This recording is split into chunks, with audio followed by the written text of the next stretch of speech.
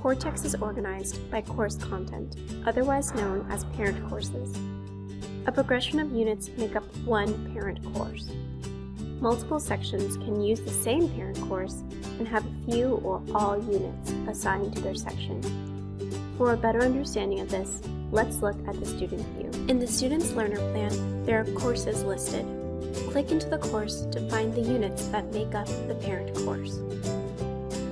If you notice, there are less units in the student view compared to the teacher view, because the admin can differentiate units for each section. Let's do this together.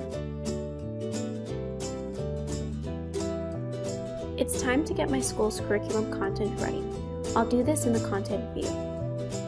From my admin dashboard, I'll select a session, a specific course, find the section I'd like to view, and click Section Dashboard.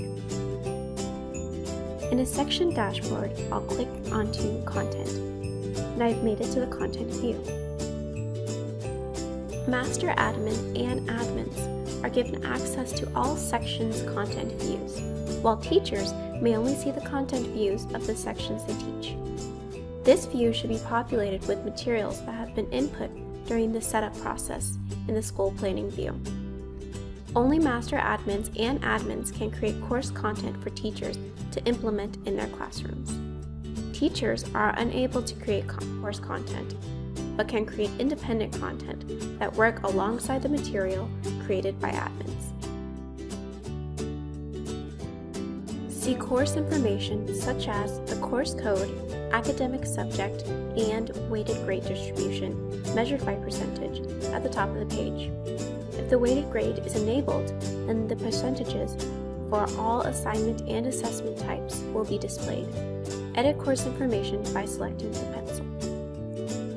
Easily decide when the units start and end for various sections and schedule. Admins and teachers are also able to share their content to the catalog.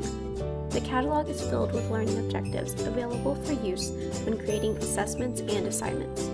Catalog content is made and shared by the Cortex community in favor of shortening the achievement gap for all students.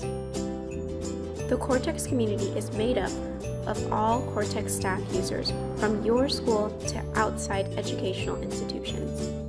Each organization has their own catalog. The Competency Progression Plan lists all the course's units. Click on a unit to find all the playlist items, assignments, and assessments that make up the unit. View whether this unit is required or optional. Optional units could be extra credit, personalized lessons, etc. See when the unit is finished. The end date is the suggested date for the teachers to end the unit and move forward. Copying a unit will give the admin the option to copy all of the items and information in the unit and place this in another parent course or section. I am going to add one more unit to this parent course. I'll give my unit a name, a description, and image. Define whether the unit is required or optional. Give this unit a start and end date. Choose to lock the unit by default. If the unit is locked, the student will have to wait for the beginning date of this unit in order to start working on the material. Lastly, I'll assign the unit to different sections. This student is shown to be in section Big History, Purple Nights 3. So I checked off the students section, and this unit is displayed. But what about the other units in my competency progression plan? I will assign more units by selecting Schedule, find my unit, and then search for my section. I'll flip to Yes in order to assign this unit to the shown students section. Now look, the student has the units administered in their learner progression plan. When clicking into a unit, you will find all the materials that make up this unit. These materials consist of playlist items.